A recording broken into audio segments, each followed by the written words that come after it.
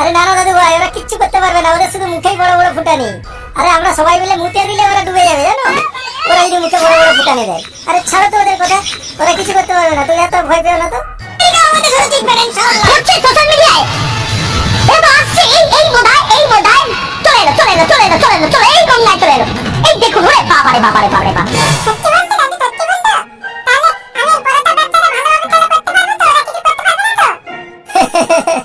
আরে না দাদু ভাই, ওরা কিছু করতে পারবে না, ওরা সবাই একটা নেংটি ইঁদুরের দল, বুঝলে? ওরা একটা নেংটি ইঁদুরের দল, ভারতের লোককে দেখলে না ছুটে পালাতে পথ পাবে না, কোথায় ডুবে গিয়ে লুকিয়ে পড়বে ফিরেও পাবে না। শোন সেলিম, যা করবি খুব সাবধানে করবি, আর আমাদেরকে যা করার করতে হবে সেটা মাথায় রাখিস, ভেবে চিন্তে কাজ করবি। আর ওস্তাদ যেরকম বলেছে, যেরকম আমাদের প্ল্যানিং হয়েছে সেই প্ল্যানিং মাফিক কাজ করবি, ঠিক আছে? চল চল, এই জঙ্গলের রাস্তা দিয়ে বেরিয়ে যাই, চল, এখানে বেশিক্ষণ দাঁড়িয়ে থাকা ঠিক না। হ্যাঁ হ্যাঁ, তুমি ঠিকই বলেছো, জঙ্গলটা থেকে তাড়াতাড়ি বেরিয়ে যাই, চলো। এইবার তো ভারতকে একটা উচিত শিক্ষা দিয়েই ছাড়বো।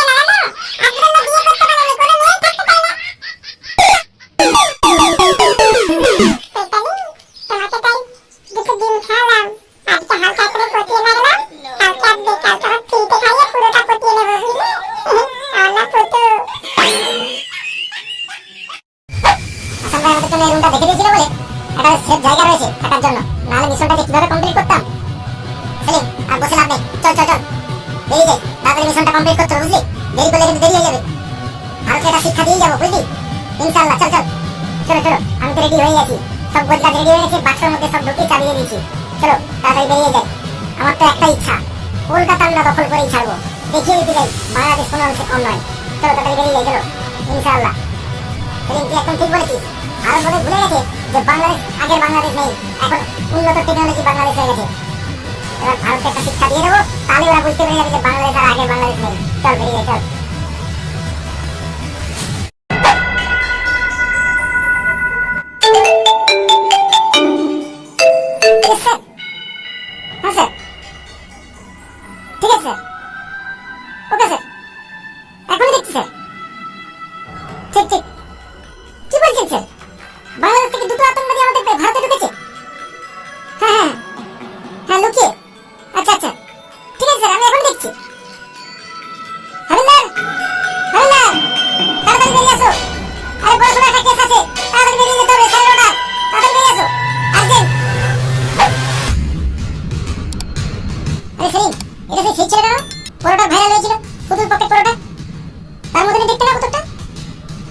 তার মতন দেখতে না, এটা সেই ছেলেটাই।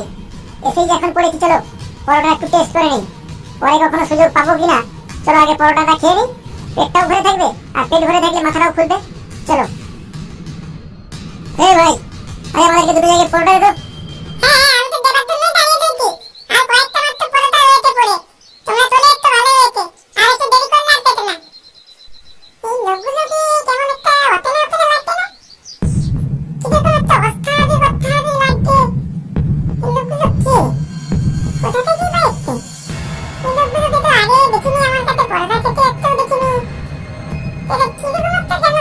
লোকগুলোকে।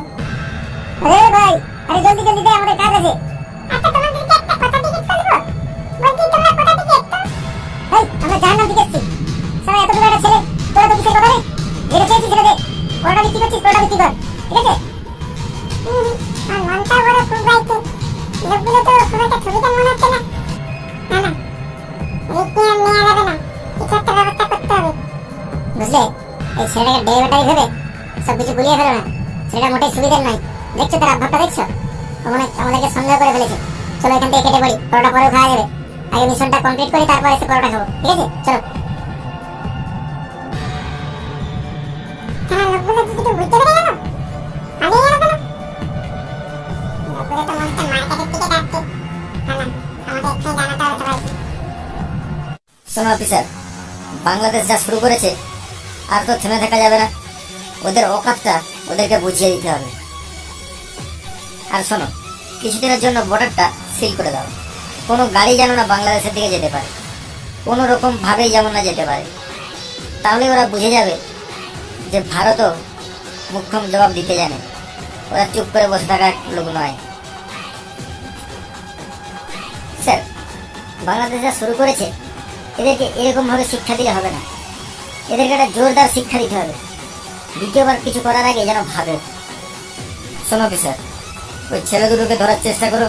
ওই ছেলে দুটো কোনোভাবে লুকিয়ে না পালিয়ে বাঁচতে পারে, সেদিকটা খেয়াল রাখো। আর বর্ডারটাই কোনো মাছিও না বলতে পারে, সেরকম ভাবে তুমি গার্ড বসিয়ে দাও। হ্যাঁ স্যার, আমি অলরেডি জানিয়ে দিয়েছি। অলরেডি আমাদের খোঁজ বেরিয়েও গেছে ওই দুটো লোককে খোঁজার জন্য। বাহ বাহ, সাবাস সাবাস। চল তাহলে বেরিয়ে পড়ো, আর আমাদেরকে টাইমে টাইমে আপডেটগুলো দিতে থাকবে, ঠিক আছে? Thank you sir.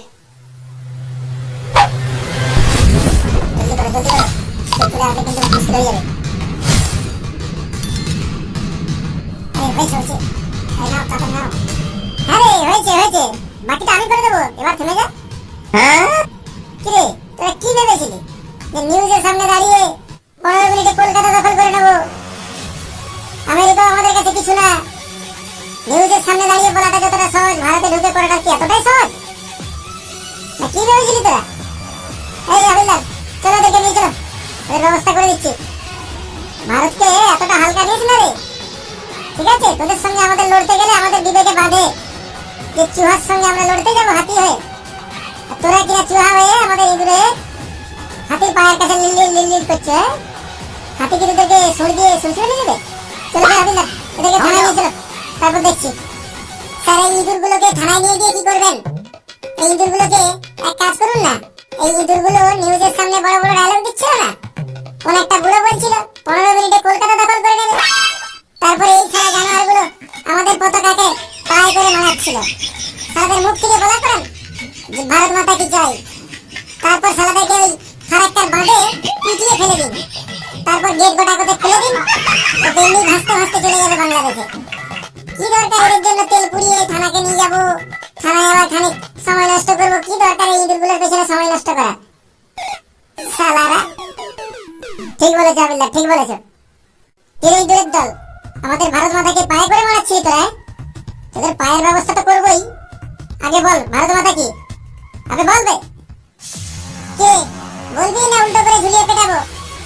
এটা তোদের বাংলাদেশ নয় যে নিউজের সামনে যা নয় তাই বলে দিবি, ছুটে গিয়ে বাড়ির কোণে লুকিয়ে পড়বি। এটা ভারতবর্ষ, ঠিক আছে? আর সেইখানে তোরা লুকিয়ে ঢুকেছিস, সেখান থেকে বেঁচে ফিরবি সেটাও কি আশা রেখেছিলি? যদি আশা রেখে থাকিস সেটা সম্পূর্ণ ভুল। তাড়াতাড়ি বল ভারত মাতা কি? আবে বল।